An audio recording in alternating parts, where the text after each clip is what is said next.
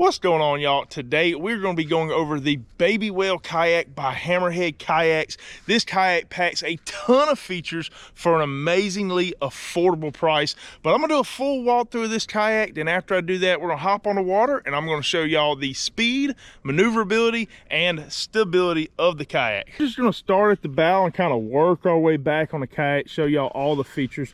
So the first thing we got here is a very rugged carrying handle, right? So whenever you're lifting this up, you got something to grab. It's fixed to the kayak, really rugged right there. Also show y'all underneath the kayak, kind of the whole design right there. Looks really nice, like it's going to cut through waves really well. And then we'll just kind of move towards the front hatch. So we got a front hatch right here, a couple of hatch clips to lock that in place. And so you got a little bit of storage right here for tackle boxes. Maybe you got a small lunch box, something like that, stuff you want to store, you can put right here. Lock that down. Now this kayak does come with a propeller style pedal drive system, and that's just going to drop right on in right there, lock in place, and that's what's going to power our kayak, both forward and reverse capabilities. We also got us some nice track mounts running through here, so if you want to mount any kind of rod holders, fish finders, anything like that, got some really good options right here for mounting stuff. You also have a little bit of foam material here for noise dampening. If you're dropping jig heads or walking around stepping on your kayak, you got something to kind of take away that loudness of the plastic. You also have something that I like on all of my kayaks. You got forward facing rod holders, and what that allows you to do is if you hook a fish, you can put your rod right there while you're getting your fish undone, retying, things like that. Come in really handy. And you got one of those on both sides of this kayak. You also have a little gear tray right here for jig heads, lures, things like that. You can just put them right there. And then also you got another rugged carrying handle. And right here in the middle of the kayak, we have a little bit of dry storage. So we lift that up, and it does have a good seal on it. You got an O-ring that runs around your lid right there. Phone, wallet, keys, anything you want to keep dry, you can put right there. But if you need to access the inside of your hull, this lifts up and you can get in there, run any kind of wires. If you happen to take on water or anything like that, you have access to be able to pump that water out of there. And then we just lock her back in place. Then moving on to our seat. So we got a pretty nice adjustable seat. So the seat runs on these tracks right here, and you got these little nuts that you can tighten and loosen. That's going to allow you to move your seat either forward or back depending on how long you are. And then you can also lift this seat up just like that if you like fishing in a higher position, which is a little bit difficult doing this with one hand, but fully adjustable seat. You got 3 height positions right there, forward, backwards, and then you also can adjust your lumbar support right there. If you want more back support, you can pull them straps, tighten it down, or loosen it up, and you can relax a little bit. You got your rudder steering right here, so that's how you're going to steer your kayak. You got some bungees to strap your paddle to the side of your kayak, and then back here in the back you have a ton of room. If you want to put a full-size cooler, anything like that, all your gear, tackle trays, it'll all fit right here. And then we got some more rod holders in the back. So we got some more gear tracks. You want to put more rod holders back here, anything you want to mount right there, you got an option for it. And then of course we got our bungees to secure stuff down, but we also got our hole access right here, so we can remove that if we need to get in there to run any kind of wires or anything like that. We'll be able to access the inside of the hole from the back. We got us another handle right here, but also we have 2 rugged carrying handles that are built into the hole, so one solid design there. We got our drain plug, then we got our rudder. And another cool feature is right here in the back, we got these wheels, right? So if you're trying to roll it around your house, anything like that, moving the kayak around, it comes with wheels in the back. Now I will say these probably won't work that well in sand or mud or anything like that, but certainly if you're at a boat ramp, anything where kind of a more of like a level surface, you do have built-in wheels right there. And that is pretty much a walkthrough of the kayak. Now this kayak does come in at 10.5 feet long, 33 inches wide, which is a pretty wide kayak for the length. It weighs 80 pounds, totally rigged out, as you see it right here, which is really, really light compared to other pedal drive kayaks in the space. A lot of your pedal drive kayaks are coming in upwards of 100 pounds and more. So this one's 80 pounds and has a 430 pound weight capacity. So for you big boys like me, we could be able to fit in there just fine. And yeah, we're gonna go ahead and launch it in the water. We're gonna see if we can stand up. We're gonna see how stable this kayak is. We're gonna see how fast it is, and we're gonna see how well it turns. Let's go ahead and head on the water.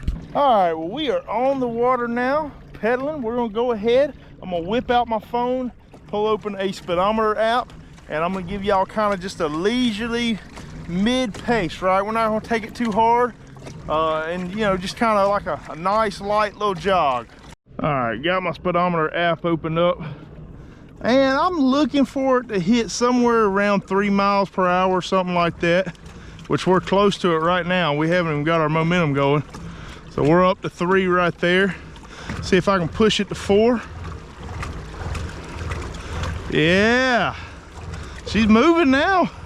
That's actually incredibly fast for a 10-foot kayak, and she's tracking really, really straight too, which is a big plus. Now, with it being a prop style drive, it is a little bit noisy, but we're not gonna fish a bank, you know, in a full, you know, sprint like this, right?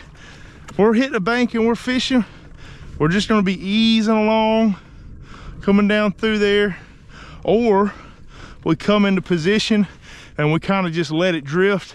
We sit here and fish like this, right? So really, really impressed with the overall speed. 3 to 4 miles per hour is not bad out of a 10-foot kayak. Now we're gonna go into the maneuverability test. So I'm gonna get it going just a little bit, and then we're gonna rip it on a rudder, see how well she turns. Just like that, turning on the rudder. Oh yeah. Very nice tight turn radius. Not bad at all. Turn the other way. So on the speed, I give it a solid 7 out of 10. Not too bad. Now, me personally, my experience is not with a whole lot of propeller style drives.